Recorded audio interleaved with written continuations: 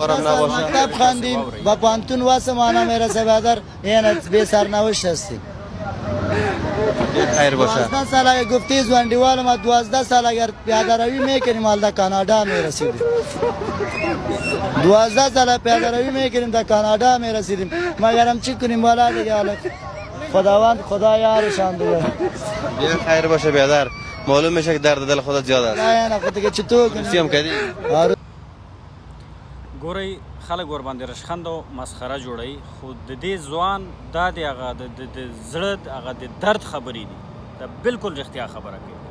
نو دا بیچاره دا وایي چې په افغانستان کې ګوره 12 کاله مکتب ووایه ورپسې 4 کاله پوهنتون ووایه ورپسې بعضې خو له هلته ماستریانې مو کړي 2 کاله ماستري مو که او بیا در به دره ګرځه نه به د سیستم معلوم وي نه به درته څوک وظیفه درکوي نه به درته چېرته کار پیدا کېږي هېڅ به هم نه سرنوشت به دې ګډ وډ وي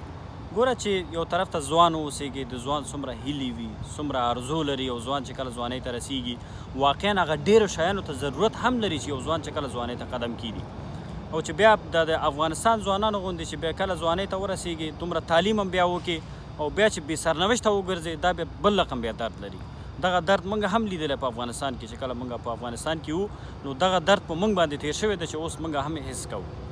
اوس دا بیچاره دا دلته خبره کوي چې که چېرته وایي دومره وخت کې موږ چې پیاده موږ روان شو چېرته په کاناډا او په امریکا کې او بېرته په یوروپ کې کوم بل مملکت کې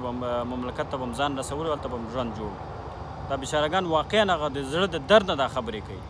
ډېر زیات د افسوس خبره ده بعضې وخت کې چې زه بیا تاسو ته خبره کوم چې په افغانستان کې ځوانان څومره مشکلاتو سره مواجه دي او زه چې بیا لګیا یم دلته تاسو دپاره چې مختلف ډول دغه تاسو ته هغه اپورچونیټیان تاسو ته سرچ کوم خاصا دا د افغان د زړه د درد د خاطره چې زه پوهېږم چې هغوی څومره په مشکلاتو کې راګیر دي هلته په افغانستان کې څومره مشکلات دي په افغانستان کې نو همدې د خاطره زه دلته لګیا یم چې بعضې یو کالج ته لاړ شه پوهنتون ته لاړ شه یو ځای ته لاړ شه بل ځای ته لاړ شه چې دلته کوم هغه اپورچونیټي موږ دلته پیدا کړو تر څو هغه ځوانان وکولی شي چې دغسې یو اپورچونیټي ځای ته راشي دلته خپل ژوند جوړ کړي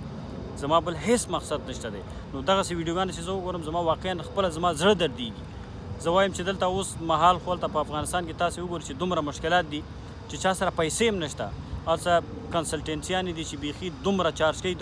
چې بیخي یوه ویزا د برازیل بلې تقریبا 14,000 ډالر د یو ځوان نه واخلي هلته افغانستان کې دومره اوس حالات خراب دي چې خلک خپله د خوراک دپاره چېرته یو 10 روپۍ د ورځې 100-200 روپۍ هغوی نشي پیدا کولی نو 10,000 14,000 ډالر به د کوم ځای نه پیدا کړي هلته خو دومره هغوی د ظالم زامن دي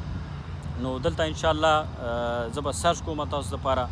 د مختلفو ځایونو کې چې تاسو هغه کوم اپورچونیټي دلته کوم پیدا کېږي تاسو دپاره چې نه چاته تاسې پیسې ورکوي نه بل څه ورکوي په قانوني ډول باندې په یو سیستم سره چې هغه هر ډول ویزه وي که هغه کاري ویزه وي که هغه تحصیلي ویزه وي